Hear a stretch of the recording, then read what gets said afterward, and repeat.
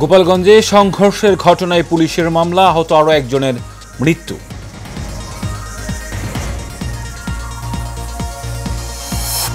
মুজিববাদ শেষ না হওয়া পর্যন্ত এনসিপির লড়াই চলবে বললেন নাহিদ। হাসিনার বিচার দাবি সার্জিসের। দেশে এখনও স্বৈরাচারের গোষ্ঠী সক্রিয় রয়েছে মন্তব্য ডাক্তার জাহিদের।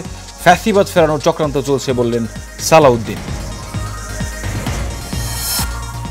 এবং হলফনামা মিথ্যায় তথ্য দেওয়ায় সুস্পষ্ট অপরাধ করেছেন হাসিনা, বলছে ইসি। ব্যবস্থা নিতে দুদকে চিঠি।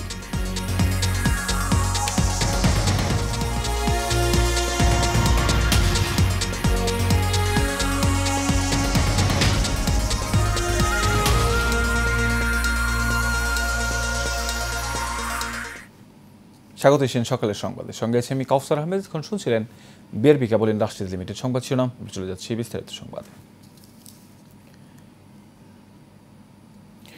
গোপালগঞ্জে এনসিপির পদযাত্রাকে কেন্দ্র করে সংঘটিত সহিংসতার ঘটনায় ৭৫ জনের নাম উল্লেখ করে এবং অজ্ঞাতনামা আরও ৪০০ জনকে আসামি করে মামলা দায়ের করা হয়েছে। গোপালগঞ্জ সদর থানার ভারপ্রাপ্ত কর্মকর্তা মীর মোহাম্মদ সাজিদুর রহমান বিষয়টি নিশ্চিত করেছেন। পুলিশের পরিদর্শক আহমেদ আলী বাদী হয়ে বৃহস্পতিবার মধ্যরাতে সদর থানায় মামলাটি দায়ের করেন। এদিকে গোপালগঞ্জ সদরের চৌরঙ্গি এলাকায় সংঘর্ষে গুলিবিদ্ধ রমজান মুন্সি মারা গেছেন। বৃহস্পতিবার রাত ২:৩০টার দিকে চিকিৎসাধীন অবস্থায় ঢাকা মেডিকেল কলেজ হাসপাতালে মারা যান তিনি। গুলিবিদ্ধ রমজান মুন্সি গোপালগঞ্জ সদরের থানাপাড়া এলাকার মৃত আকবর মুন্সির ছেলে।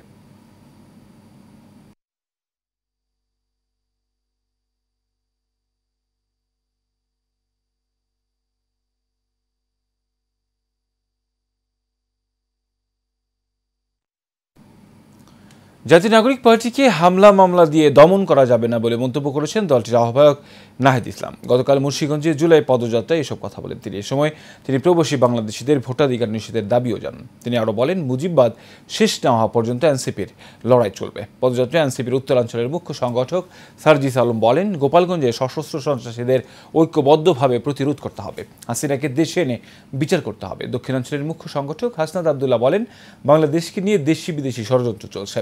সংস্কার কোনো দলের পক্ষে নয়, এটি বাংলাদেশের পক্ষে।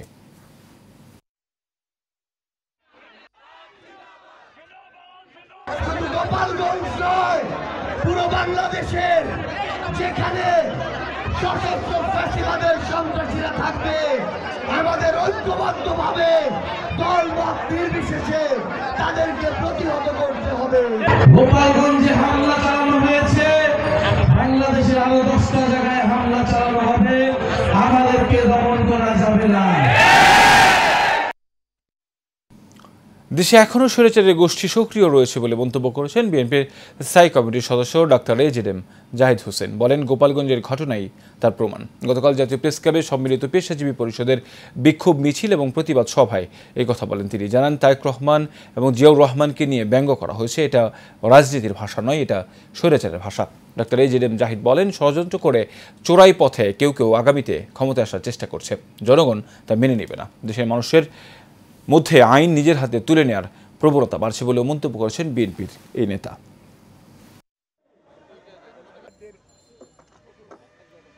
যার সারাটি জীবন উনি উৎসর্গ করেছেন দেশের জন্য, দেশের মানুষের জন্য, গণতন্ত্র প্রতিষ্ঠার জন্য, সেই মানুষটি অসুস্থ, তাকে নিয়েও ব্যঙ্গ করতে অনেকেই কুণ্ঠাবোধ করলেন না। রাজনীতি করেন, রাজনীতির শিষ্টাচার ভুলে গেলেন, রাজনীতির ভাষা ভুলে পরশ্রীকাতরতায় নেমে পড়লেন। এটি তো আর যাই হোক রাজনীতির ভাষা নয়, এটি স্বৈরাচারের ভাষা, স্বৈরাচারের শিখিয়ে দেওয়া বুলি। এটি দেশের মানুষ মানে না। চলতি মাসেই জুলাই সনদ না হলে তার দায় অন্তর্বর্তী সরকার আর ঐক্যমত্য কমিশনের থাকবে বলে মন্তব্য করেছেন বিএনপির স্থায়ী কমিটির সদস্য সালাউদ্দিন আহমেদ। ২৪-এর গণ অভ্যুত্থানের শহীদদের স্মরণে গতকাল মিরপুরে পল্লবীতে ঢাকা মহানগর উত্তর বিএনপির মৌন মিছিল পূর্ব সমাবেশের বক্তব্যকালে এই কথা বলেন তিনি। সালাউদ্দিন বলেন, ক্ষমতায় যাওয়ার জন্য যারা নির্বাচনকে পিছিয়ে দিয়ে ঘোলা পানিতে মাছ শিকার করতে চায়, তারা আবারও ফ্যাসিবাদকে ফিরিয়ে দিতে চায়। গণতান্ত্রিক শক্তিকে বিভক্ত করতে নানান ধরনের ষড়যন্ত্র চলছে। জনগণকে সঙ্গে নিয়ে ফ্যাসিবাদ বিরোধী ঐক্যকে সুসংহত করতে হবে।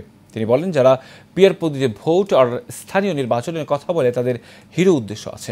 একসময় যারা স্বাধীনতার বিরুদ্ধে ছিল তারাই রাজনীতিতে বিভ্রান্তি সৃষ্টি করে খোলা পানিতে মাছ শিকার করতে যাচ্ছে। আমরা সংস্কার কমিশনের সাথে বসছি, আলাপ করছি, সমাধানে যাচ্ছি, ঐক্যমতে পৌঁছাচ্ছি। এইভাবে আমরা এই সমাজ তৈরি করতে পারবো।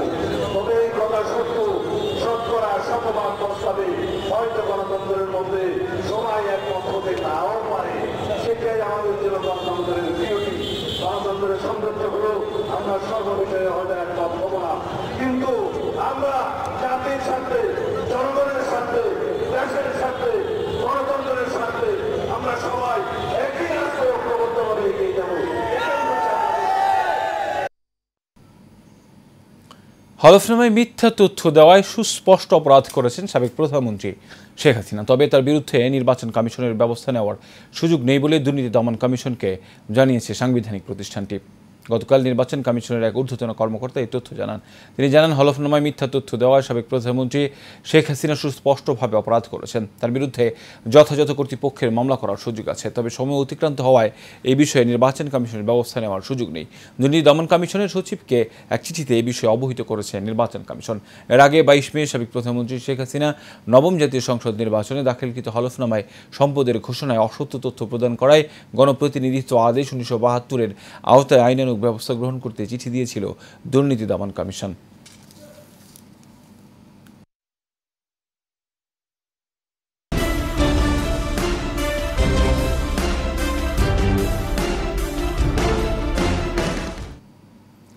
রেসিডেন্সিয়াল মডেল কলেজের বিজ্ঞান বিভাগের শিক্ষার্থী বীর শহীদ ফারহান ফায়াজের প্রথম শাহাদাত বার্ষিকী উপলক্ষে নারায়ণগঞ্জের রূপগঞ্জে বরপানিজ এলাকায় শহীদ ফারহান ফায়াজ বরপা সরকারি প্রাথমিক বিদ্যালয়ের নামফলক উন্মোচন করা হয়েছে। শুক্রবার সকালে প্রাথমিক গণশিক্ষা মন্ত্রণালয়ের সচিব আবু তাহের মাসুদ রানা এই ফলক উন্মোচন করেন। পরে শহীদ ফারহান ফায়াজের শাহাদাত বার্ষিকী উপলক্ষে তারাবো পৌর অডিটোরিয়ামে দোয়া ও স্মরণ সভা অনুষ্ঠিত হয়। স্মরণ সভায় প্রধান অতিথি প্রাথমিক গণশিক্ষা মন্ত্রণালয়ের সচিব আবু তাহের মাসুদ রানা বলেন, ফারহান ফায়াজ সহ আরও বীরের রক্তের বিনিময়ে বাংলাদেশ নতুন বাংলাদেশ হিসেবে প্রতিষ্ঠা লাভ করেছে।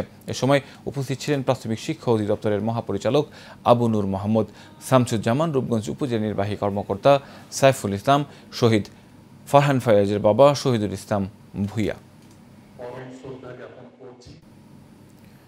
গাইবান্ধা সদর উপজেলার বাংলাদেশ জাতীয়তাবাদী সামাজিক সাংস্কৃতিক সংস্থা জাসাসের ৮ নং বল ইউনিয়ন শাখার উদ্যোগে বর্ণাঢ্য সম্মেলন ও কর্মী সমাবেশ অনুষ্ঠিত হয়েছে। নসরতপুর সরকারি প্রাথমিক বিদ্যালয় মাঠে শুক্রবার বিকেলে অনুষ্ঠানের আয়োজন করা হয়। এতে শুরুতেই জুলাই শহীদদের স্মরণে 1 মিনিট নীরবতা পালন করা হয়। অনুষ্ঠানের প্রধান অতিথি হিসেবে উপস্থিত ছিলেন বাংলাদেশ জাতীয়তাবাদী দল বিএনপির জাতীয় নির্বাহী কমিটির গ্রাম সরকার বিষয়ক সম্পাদক আনিসুজ্জামান খান বাবু। সমাবেশে প্রধান বক্তা হিসেবে উপস্থিত ছিলেন জাসাস গাইবান্ধা জেলার শাখার আহ্বায়ক বজলুল করিম রপু, সদস্য সচিব খান মোহাম্মদ কাউসার ওয়াহিদ সুজন। এছাড়া আরও উপস্থিত ছিলেন সদর থানা শহর জাসাস ও ইউনিয়ন জাসাসের বিভিন্ন পর্যায়ের নেতৃবৃন্দ। বিএনপি ভারপ্রাপ্ত চেয়ারম্যান তারেক রহমানের বিরুদ্ধে মিথ্যাচারের প্রতিবাদে বিক্ষোভ মিছিল করেছে সিদ্ধিরগঞ্জ ফতুল্লা থানা বিএনপি। শুক্রবার বিকেলে মিছিলটি ঢাকা নারায়ণগঞ্জ লিং রোড থেকে শুরু হয়ে ঢাকা চট্টগ্রাম মহাসড়কের সাইনবোর্ড মোড়ে গিয়ে শেষ হয়। ফতুল্লা থানা বিএনপির সিনিয়র সহসভাপতি সুলতান মাহমুদ মোল্লার সভাপতিত্বে এবং সিদ্ধিরগঞ্জ থানা বিএনপির সাংগঠনিক সম্পাদক আকবর হোসেনের পরিচালনায় মিছিলে উপস্থিত ছিলেন সিদ্ধিরগঞ্জ থানা বিএনপির সভাপতি মাজদুল ইসলাম, সিদ্ধিরগঞ্জ থানা বিএনপির সাবেক সভাপতি GM সাদরিল সহ আরও অনেকেই। গাজীপুরের টঙ্গীতে দিঘির পার মাঠ রক্ষার দাবিতে মানববন্ধন ও গণস্বাক্ষর কর্মসূচি অনুষ্ঠিত হয়েছে। শুক্রবার টঙ্গী সচেতন ছাত্র ও যুব সমাজের উদ্যোগে মানববন্ধনটি অনুষ্ঠিত হয়। মানববন্ধনে বক্তারা বলেন, টঙ্গীতে দিঘির পার মাঠ স্থানীয় জনগণের বিনোদন ও শিশুদের খেলাধুলার কেন্দ্রস্থল। মাঠটি জনসাধারণের জন্য উন্মুক্ত না রাখলে সাধারণ জনগণ ক্ষতিগ্রস্ত হবে। এ সময় যুবক ও শিশু কিশোরদের খেলাধুলার জন্য যুব ক্রীড়া মন্ত্রণালয় এবং গাজীপুর জেলা প্রশাসকের কাছে মাঠটি উন্মুক্ত ঘোষণা করার দাবি জানান তারা। টঙ্গী সচেতন ছাত্র যুব সমাজের উদ্যোগে মানববন্ধনটি অনুষ্ঠিত হয়।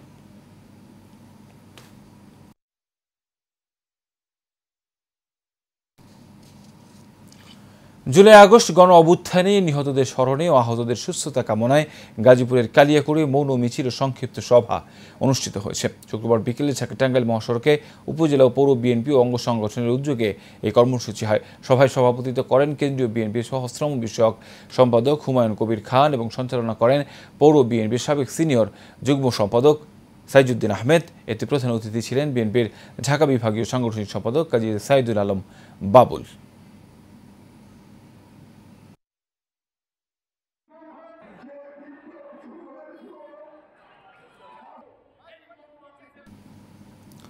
নারায়ণগঞ্জের সোনারগাঁও উপজেলা বড়গাঁও এলাকায় একটি ব্রিজ ভেঙে বন্ধ যান চলাচল। এতে করে ওই এলাকায় একটি উচ্চ বিদ্যালয়, কলেজ, মাদ্রাসা ও প্রাথমিক বিদ্যালয়ের শত শত শিক্ষার্থী ও ২০ গ্রামের কয়েক লাখ লোকের আসা যাওয়ার একমাত্র পথটি বন্ধ হয়ে গেছে, যে কারণে প্রায় ২ কিলোমিটার ঘুরে অন্য একটি বিকল্প কাঁচা রাস্তা দিয়ে করতে হচ্ছে চলাচল। পনির ভূঁইয়ার রিপোর্ট, জানাচ্ছেন সোয়াইব সাত্তার লিজন। কাদামাটি পেরিয়ে শিক্ষা প্রতিষ্ঠানে যেতে হচ্ছে শিক্ষার্থীদের। এজন্য সময়মতো শিক্ষা প্রতিষ্ঠানে পৌঁছাতে না পেরে পড়ালেখায় বড় ধরনের ক্ষতি হচ্ছে তাদের। শুধু শিক্ষার্থী নয়, ২০ গ্রামের কয়েক লাখ লোকের আসা যাওয়া এখন এই পথে। এলাকাবাসী জানান, উপজেলার সাদিপুর ইউনিয়ন বড়গাঁও এলাকার হিজলতলা বাজারের পাশের ৩০-৪০ বছরের পুরনো একটি ব্রিজ ভেঙে যান চলাচলের অনুপযোগী হয়ে পড়ায় দুর্ভোগে পড়েছেন তারা। ব্রিজটা ভাঙার কারণে ৫ নং ওয়ার্ড এবং ৪ নং ওয়ার্ডের যারা কর্মজীবী মানুষ তাদের অনেক সমস্যা হচ্ছে। ব্রিজের মাথাটা ভাঙা, আমাদের অনেক ভোগান্তি হচ্ছে। আমরা যাইতে পারি না, গাড়িগুলো চলতে না, অসুখ করে যেতেই না। এই জন্য আমরা চাই যাতে ব্রিজটা সুন্দরভাবে ঠিক হয়ে যাক। এই ব্রিজটা অতি তাড়াতাড়ি মেরামত করার জন্য আমি সংশ্লিষ্ট যারা কর্তৃপক্ষ আছে তাদেরকে অনুরোধ করছি। স্থানীয় বিএনপি নেতা সহ সচেতন মহল বলছেন, দীর্ঘদিন ধরেই এই সমস্যায় ভুগছেন তারা, কিন্তু সংশ্লিষ্টরা কোনো পদক্ষেপই নিচ্ছেন না। ব্রিজটি ভেঙে যাওয়ায় এখানে স্থানীয় দবিরুদ্দিন ভূঁইয়া উচ্চ বিদ্যালয়, স্থানীয় প্রাইমারি স্কুল, স্থানীয় মাদ্রাসা, ছাত্রছাত্রীদের যাতায়াতের বিঘ্ন ঘটতেছে। স্কুলের সাথে ছেলে মেয়েদের যথাসময়ে আগমন এবং প্রস্থানের ক্ষেত্রে যাতায়াতের সুবিধার জন্য, এলাকাবাসীর সুবিধার জন্য এই ব্রিজটি আশু সংস্কারের জরুরি ভিত্তিতে সংস্কারের আবেদন জানাচ্ছি। এদিকে উপজেলা প্রকৌশলী বলেন, বিষয়টি অবগত হয়ে সঙ্গে সঙ্গে সহকারী প্রকৌশলীদের সরজমিনে পাঠানো হয়েছে। দ্রুতই সমস্যার সমাধান হবে। 18টা শর্ট ব্রিজ আন্ডার 100 মিটার প্রজেক্টে আমরা পাঠিয়েছি। আশা করতেছি যে কর্তৃপক্ষ এটার ব্যবস্থা নেবেন। স্থানীয়ভাবে আমরা দেখি এটাকে জরুরি মেরামত করা যায়, যাতে জনদুর্ভোগ না হয়, সে ব্যাপারে আমরা সচেষ্ট থাকব। আশ্বাস নয়, দ্রুত ব্রিজ নির্মাণের উদ্যোগ গ্রহণের দাবি এলাকাবাসীর। Soyaib Sattar Lizon, Asian television. রাজধানীর পুরানো পল্টনে গ্রাহক মেলার আয়োজন করেছে কুয়াকাটার নির্মাণাধীন ৫ তারকা সমমানের পানসি হোটেল অ্যান্ড রিসোর্ট। কুয়াকাটা সমুদ্র সৈকত থেকে ৩ মিনিটের দূরত্বে অবস্থিত পানসি হোটেল অ্যান্ড রিসোর্টের শেয়ার ৫০,০০০ টাকা ডাউন পেমেন্টে এবং মাসিক মাত্র ৪,০০০ টাকায় ৫০ কিস্তিতে তুলে দেওয়া হচ্ছে। এই গ্রাহক মেলা চলবে ২ দিন ব্যাপী, ১৮ ও ১৯ জুলাই। সেবা নূরজাহান আইকন টাওয়ারের ৪ তলায় পানসি হোটেল অ্যান্ড রিসোর্টের ঢাকাস্থ অফিসে।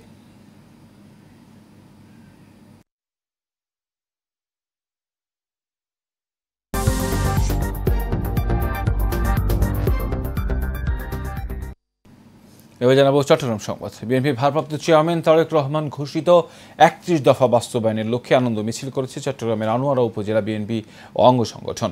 মিছিলটি আনোয়ারার প্রধান সড়ক প্রদক্ষিণ শেষে সাবেক সংসদ সদস্য সরওয়ার জামাল নিজামের জনসভায় যোগ দেয়। এই সময় মিছিলে উপস্থিত ছিলেন ৯ নম্বর পরৈকড়া ইউনিয়ন যুবদল নেতা রাকিবুল হাসান মানিক, যুবদল নেতা ওমর ফারুক, স্বেচ্ছাসেবক দল নেতা সাদ্দাম সহ আরও অনেকেই।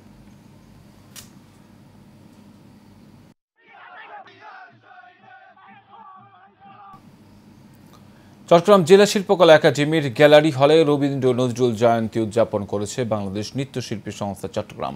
অনুষ্ঠানে বাংলাদেশ নৃত্যশিল্পী সংস্থা চট্টগ্রামের সভাপতি শারমিন হোসেনের সভাপতিত্বে এতে প্রধান অতিথি ছিলেন আলম খুরশেদ, প্রফেসর রীতা দত্ত, জেলা শিল্পকলা কালচারাল অফিসার আয়াজ মাহবুব সহ আরও অনেকে। অনুষ্ঠানে শিল্পী সংস্থার সদস্যদের পরিচালনায় ৮টি রবীন্দ্র নজরুল নৃত্য পরিবেশন করা হয়।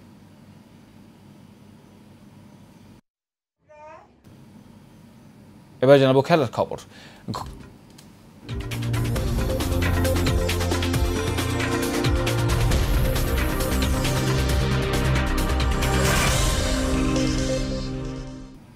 ঘরের মাঠে আসন্ন পাকিস্তান টি-20 সিরিজের জন্য 16 সদস্যের দল ঘোষণা করেছে বাংলাদেশ ক্রিকেট বোর্ড।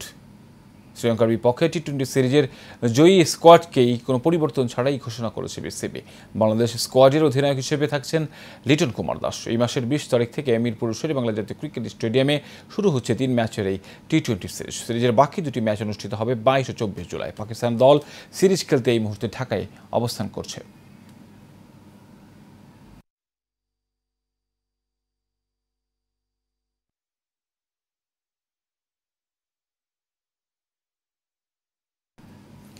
শেষ করবে সকালের সংবাদ। এর আগে বিআরবি কেবল ইন্ডাস্ট্রিয়াল লিমিটেড সংবাদ শিরোনাম জানাবো আরও একবার।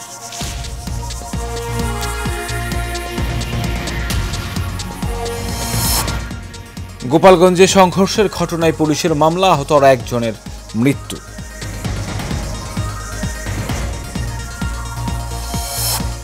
মুজিববাদ শেষ না হওয়া পর্যন্ত এনসিপির লড়াই চলবে বললেন নাহিদ। হাসিনার বিচার দাবি সার্জিসের।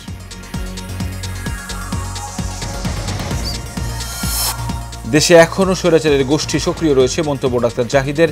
ফ্যাসিবাদ ফেরানোর চক্রান্ত চলছে বললেন সালাউদ্দিন। এবং হলফনামায় মিথ্যা তথ্য দেওয়ায় সুস্পষ্ট অপরাধ করেছেন হাসিনা, বলছে ইসি ব্যবস্থা নিতে দুদকে চিঠি।